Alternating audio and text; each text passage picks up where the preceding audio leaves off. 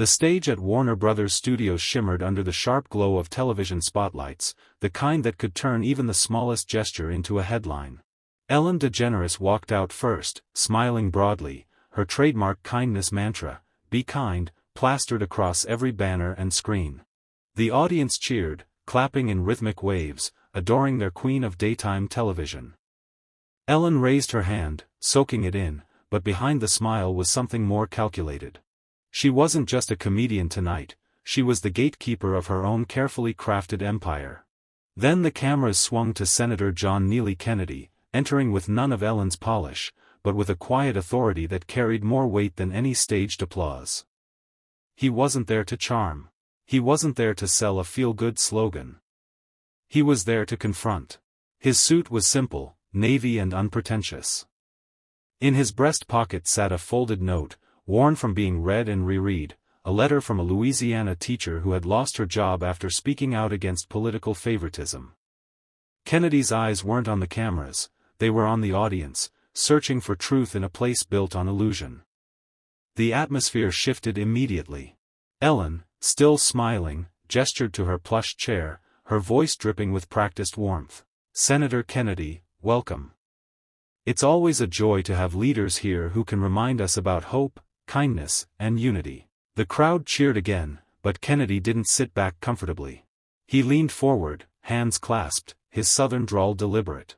"Thank you, Ellen. But kindness, real kindness, isn't about words on a banner. It's about truth, even when it hurts." The audience went quiet. Ellen's smile stiffened for half a second before returning, but Kennedy had already planted the seed. He wasn't attacking her brand, he was dismantling it. Tonight wasn't going to be another shallow celebration of Hollywood virtue. Tonight, masks would slip. And Ellen, America's Queen of Nice, was about to face a reckoning she never anticipated. The silence in the studio was heavy, like static before a storm. Ellen laughed lightly, brushing off Kennedy's words with the skill of someone who had dodged criticism for decades. "Well, Senator," she said, her tone playful, "I've built my career on spreading kindness. People need laughter and hope in these times, don't you agree?" Her audience erupted in applause, eager to return to the safety of her brand. But Kennedy didn't smile. His gaze was steady, and his voice carried the weight of Southern steel. "Hope is good, Ellen. Lord knows we need it. But hope without honesty is just sugar on poison." Gasps rippled through the crowd.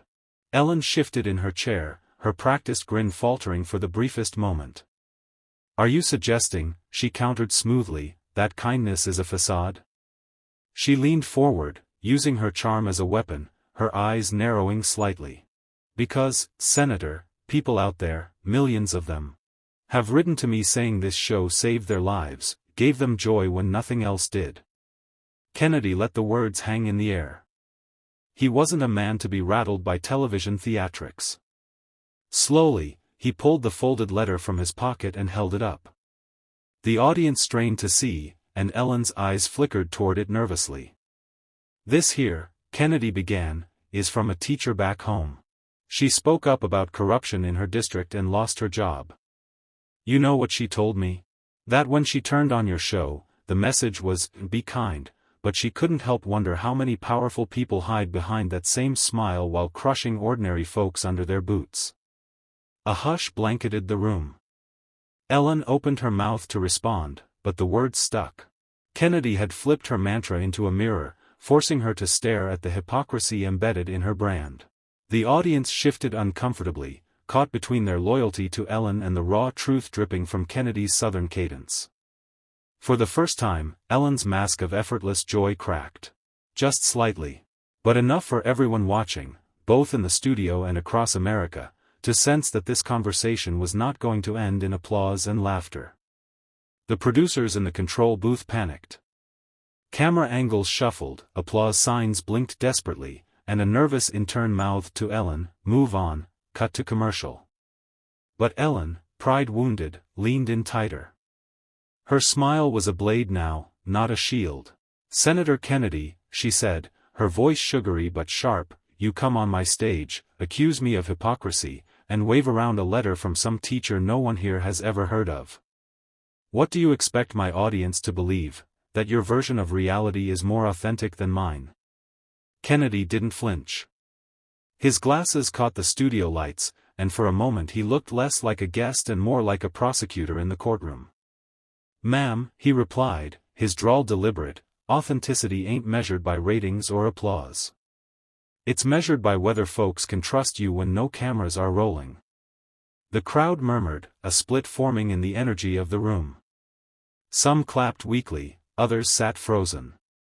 Ellen's empire had been built on control of tone, timing, and image. But here was a man she couldn't edit, couldn't dismiss with a joke. She fired back, "So what about you, Senator? You've been accused of playing politics, of grandstanding for attention.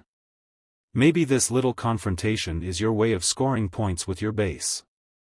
Isn't that hypocrisy, too?" Her words landed with force, and the audience gasped, sensing a strike. Kennedy's eyes hardened, but he smiled faintly, almost pitying. "Difference is, Ellen, I never pretended to be America's saint. You branded yourself as the high priestess of kindness, while folks behind the curtain whisper about toxic workplaces, silenced staff, and a culture of fear. I've got plenty of flaws, but I don't sell myself as perfect. Do you?" The studio went dead silent. Ellen shifted in her chair, the polished stage lights now feeling like interrogation lamps. She tried to laugh, but it rang hollow, brittle. The audience was no longer hers entirely, they were watching a duel, and Kennedy had just landed a blow that couldn't be edited out or drowned in canned applause. The tension was unbearable, every second stretching like a taut wire ready to snap. The silence cracked with a single cough from the back row, then a low rumble of murmurs.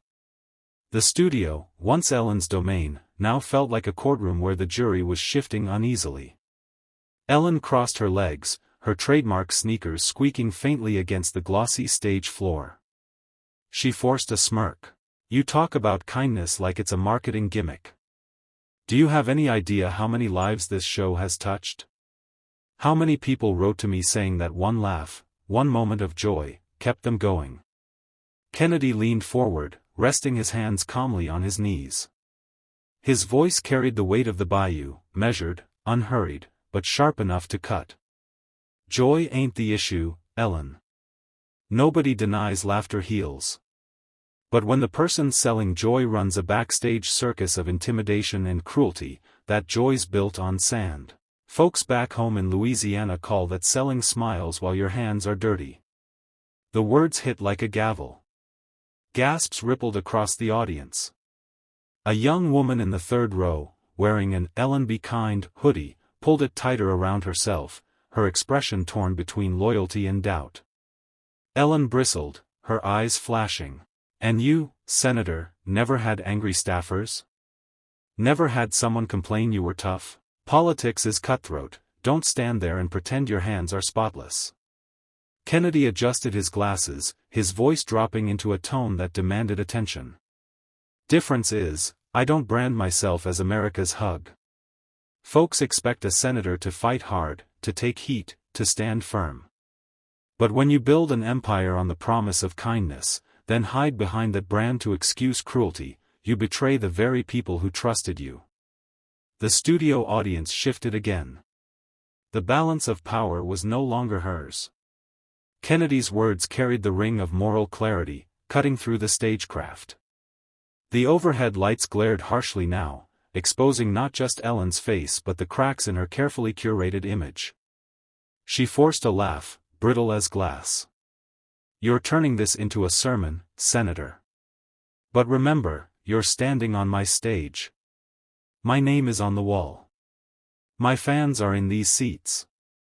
Kennedy gave a slow nod, almost as if conceding the point, then fired the line that hung in the air like a thunderclap. "Funny thing about truth, Ellen, it don't care whose name is on the wall. It don't bow to ratings. It just waits, and eventually, it shows up." The audience erupted, half in applause, half in stunned silence. Ellen's smile faltered.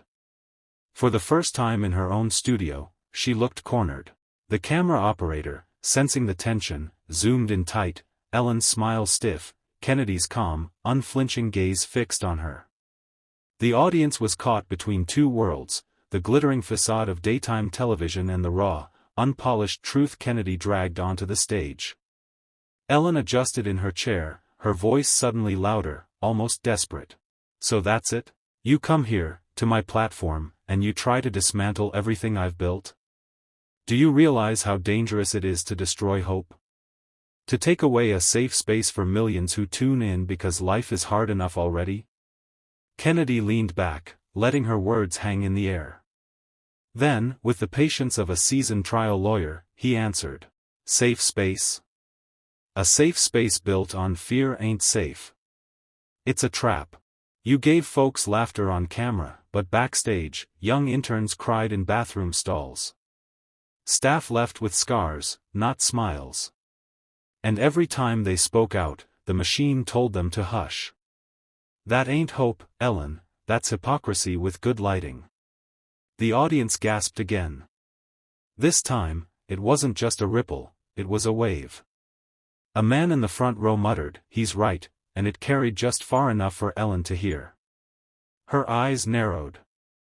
"And who made you the moral police? You sit in Washington with lobbyists and backroom deals. You're going to tell me about hypocrisy?" Kennedy's lips curved into a wry smile, his southern drawl steady. "Difference is, Ellen, I never hid behind a slogan. Folks know what I am, a politician, flawed and human. But you cloaked yourself in sainthood.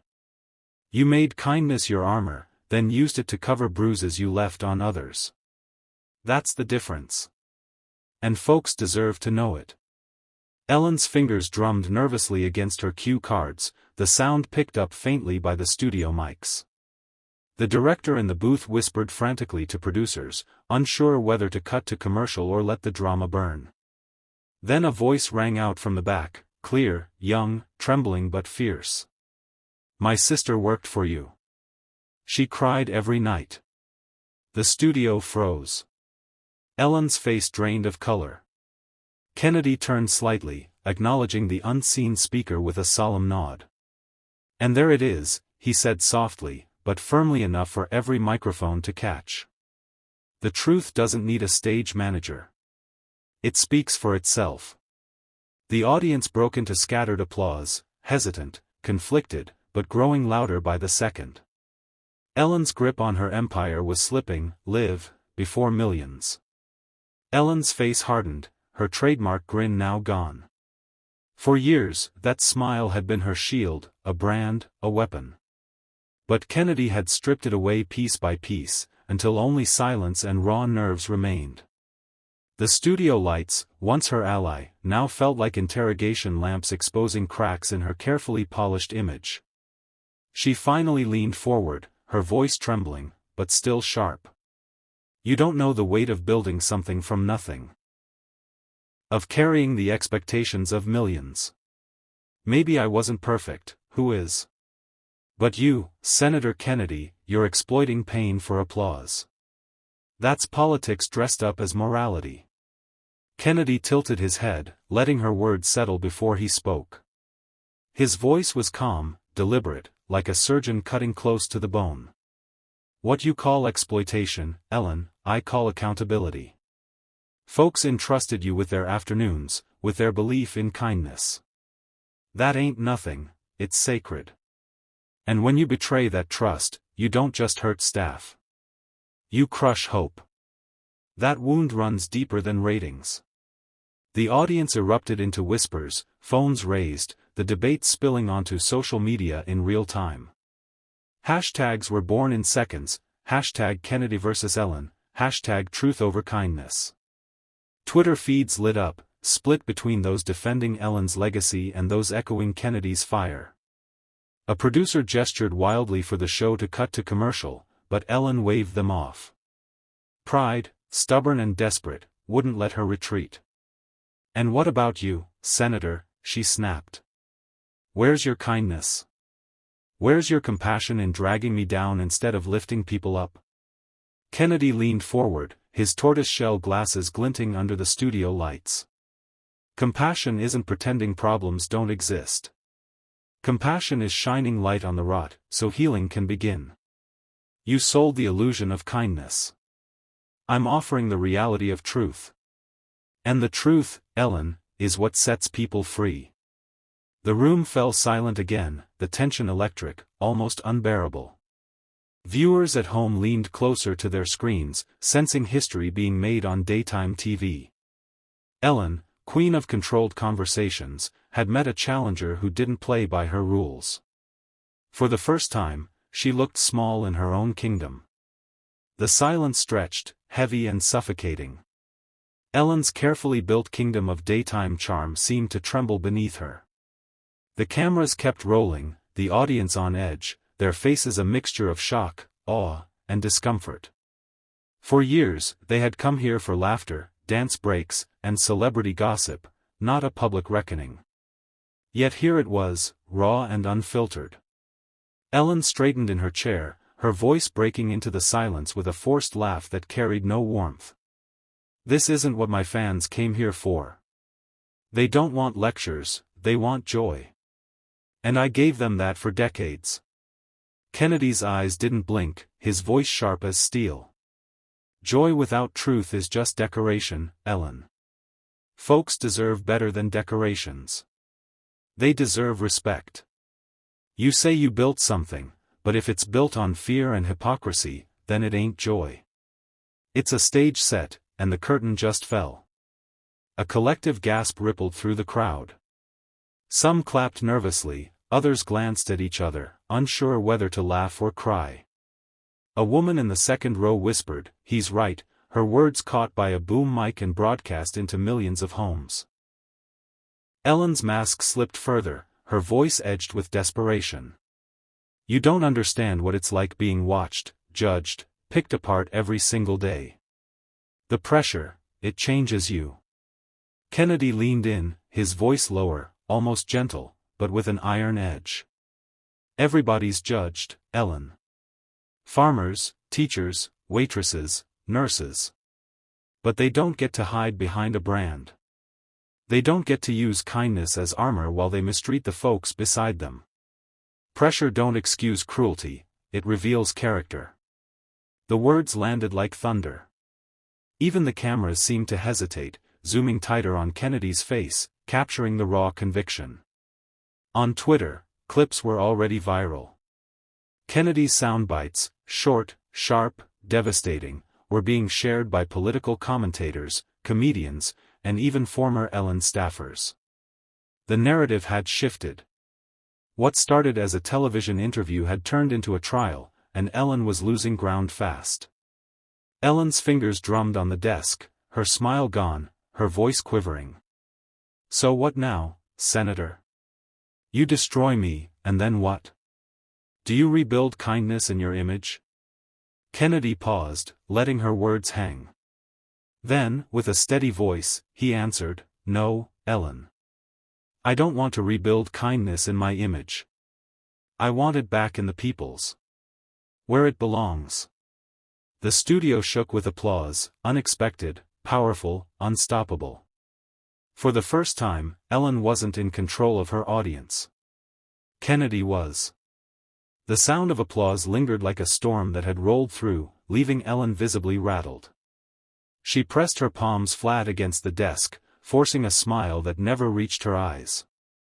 This is my stage, Senator, she snapped, her voice wavering between anger and fear. And you're hijacking it to lecture me. Kennedy leaned back in his chair, calm, unbothered, his Louisiana drawl cutting through the tension like a slow knife. Ellen, I didn't hijack nothing. Truth don't need permission. You invited me here, and I reckon your viewers deserve more than just dance breaks and catchphrases. They deserve the truth behind the curtain. The audience erupted in murmurs. Some loyal fans shouted Ellen's name, desperate to defend her. Others clapped, emboldened by Kennedy's words. The division was palpable, a live audience split down the middle, reflecting the larger conversation already exploding online. On Twitter, the hashtag Godfather of Corruption 2.0 began trending, echoing Kennedy's earlier crusades against political hypocrisy. But this time, it wasn't Congress in his crosshairs, it was daytime television's biggest name. Memes flooded feeds within minutes, Ellen's smiling face with the words, "Be kind, terms and conditions apply," plastered in bold letters. Ellen's eyes flickered nervously toward the cameras. She could feel control slipping like sand through her fingers. For decades, she had mastered the art of redirecting tension with humor, but her usual arsenal of jokes fell flat under Kennedy's relentless honesty. "So you're saying I never meant any of it? That all those years of telling people to be kind were worthless?" she demanded, her voice rising, almost shrill. Kennedy leaned forward, his voice quiet, almost fatherly, but sharper than ever. "No, ma'am. I'm saying kindness don't mean a thing if it ain't real. You can preach it every day on TV, but if your staff go home crying, then all you built was an act. Folks deserve more than an act." The studio air grew heavy. A camera zoomed in on Ellen's trembling hands, her knuckles white against the polished desk. Her silence was deafening, and for the first time, the audience saw her without the shield of her persona. The applause that followed wasn't thunderous, it was deliberate, steady, almost like a verdict being read. People were no longer clapping for entertainment. They were clapping for truth. Backstage, producers exchanged frantic whispers, wondering if the show had just witnessed the moment that would define, or destroy, it forever. Ellen's composure cracked like glass under pressure. She leaned back in her chair, exhaling sharply, her eyes darting toward the red, on-air sign that burned above the cameras. For the first time in years, she didn't feel like the star of her own stage, she felt like the defendant in a trial she couldn't control. "You don't understand, Senator," she said, her voice trembling but defiant. "I built this platform to help people. I've donated millions. I've given people jobs, homes, opportunities they never dreamed of. And now you come here, trying to strip that away with a few sound bites and accusations." Kennedy's expression hardened, but his voice remained steady, almost surgical in its precision. "Money don't buy character, Ellen. A good deed here and there don't erase years of treating folks like they're disposable. You can hand out checks on camera all day long, but if behind the scenes you're cutting people down, then the kindness was never for them, it was for you." Gasps rippled through the crowd. Ellen's face flushed crimson. She reached for her mug, her hands shaking so violently that water sloshed onto the desk. A stagehand rushed forward with a towel, but the cameras caught everything, her unraveling, raw and unscripted. On social media, clips of the moment exploded. TikTok edits juxtaposed Ellen's old "be kind to one another" sign-offs with Kennedy's scathing words, the contrast damning. One trending video had already racked up millions of views under the caption, "Kindness for the cameras, cruelty behind them."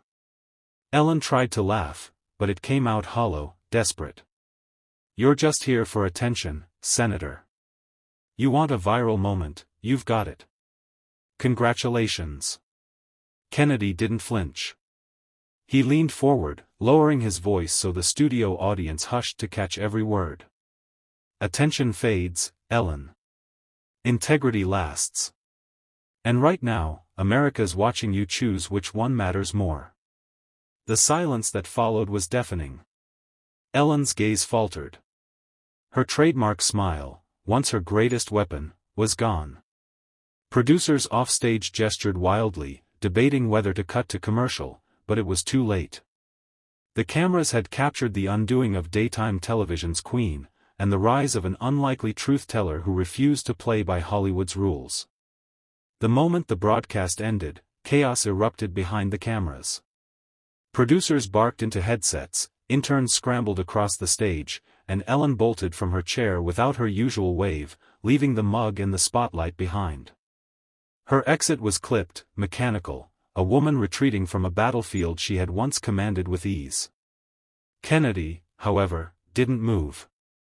He stood tall, unbothered, greeting stagehands and thanking the audience as if nothing seismic had just occurred. "The contrast was undeniable, Ellen," the self-styled queen of kindness, fleeing the stage in silence, while Kennedy lingered to face the people directly. Outside the studio, the frenzy only intensified. Reporters swarmed the sidewalk, microphones raised, cameras flashing. Questions poured out in rapid fire. "Senator, do you regret the confrontation? Did you mean to accuse Ellen of hypocrisy on live television? Do you think Hollywood's culture of silence is finally over?" Kennedy adjusted his tortoiseshell glasses and answered calmly, "I don't regret telling the truth. America deserves honesty, whether it's in Washington or on a daytime set in Los Angeles. Folks are tired of smoke and mirrors. They want accountability, not excuses." The quote spread like wildfire. News outlets plastered it across headlines, social media turned it into a rallying cry, and hashtags like #TruthOverFame and #Kennedy vs. Ellen trended for days. Meanwhile, Ellen's carefully curated empire began to fracture. Former employees, emboldened by Kennedy's words, stepped forward with stories that confirmed the cracks behind the glossy facade. Sponsors wavered. Networks reevaluated contracts. The aura of invincibility Ellen had carried for decades suddenly seemed fragile, vulnerable. Back in Baton Rouge, Kennedy's staff watched the coverage in disbelief. What began as a guest appearance on a talk show had transformed into a cultural moment. Kennedy's words were replayed not just as political soundbites but as a broader indictment of celebrity hypocrisy. And as the sun dipped over the Louisiana horizon that evening, Kennedy returned to his roots, walking through his hometown streets, shaking hands with locals who now saw him not just as their senator, but as a man who had the courage to say out loud what so many had whispered for years. For Ellen, the cameras had finally caught what she couldn't hide. For Kennedy, the cameras had revealed something rare in politics: authenticity. The story wasn't just about Hollywood's queen or Washington's senator. It was about truth, power, and the people who decide which one endures. Ladies and gentlemen, what you just witnessed wasn't just a clash between a senator and a celebrity. It was a collision between truth and illusion. Ellen built an empire on a smile and 2 words: be kind, but behind the curtain was arrogance, hypocrisy, and a culture of silence. Senator John Neely Kennedy didn't come here to play Hollywood games. He came here to remind America that honesty isn't always polished, but it's powerful. Tonight, the mask slipped. The cameras caught what the slogans could not hide. This is more than entertainment. This is a lesson: titles, fame, and fortune cannot shield anyone from accountability. Ellen may have had the stage, but Kennedy had the truth, and in the end, truth is the only thing that lasts.